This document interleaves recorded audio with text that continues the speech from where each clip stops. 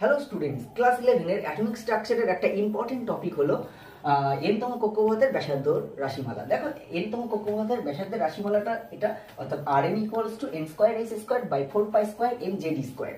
এইবার এটা হাইড্রোজেন পরমাণুর ক্ষেত্রে কি হবে, এখানে এই যে ধ্রুব রাশিগুলো H, পাই, M, E এদের মানগুলো যদি এখানে বসানো হয়, সেটা আংস্ট্রম এককে কিন্তু প্রথম কক্ষের ব্যাসার্ধের মান আসে 0.53 বা 0.529 আংস্ট্রম। এইবার এখানে এন-তম কক্ষপথের ব্যাসার্ধের রাশিমালা, যেহেতু এখানে হাইড্রোজেনের ক্ষেত্রে Z = 1, তাহলে এই Rn হয়ে যায় 0.529 × 10² আংস্ট্রম। কিন্তু যদি হাইড্রোজেন লাইক সিস্টেম হয়, হাইড্রোজেন সদৃশ সিস্টেম হয়, তাহলে সেখানে তো আর Z1 না, সেটা হিলিয়াম প্লাস এর ক্ষেত্রে Z = 2, লিথিয়াম 2 প্লাস এর ক্ষেত্রে Z = 3। তাহলে এদের ক্ষেত্রে এই Rn এর রাশিমালাটা হবে কিন্তু 0.529 × 10²/Z। ঠিক আছে।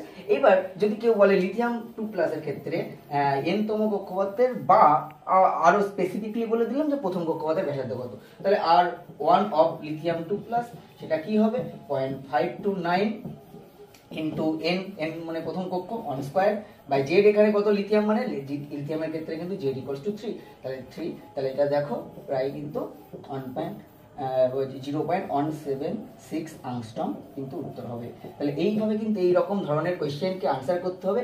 এই ধরনের কোয়েশ্চেন কিন্তু একটা আসবেই তোমাদের সেমিস্টার 1-এ।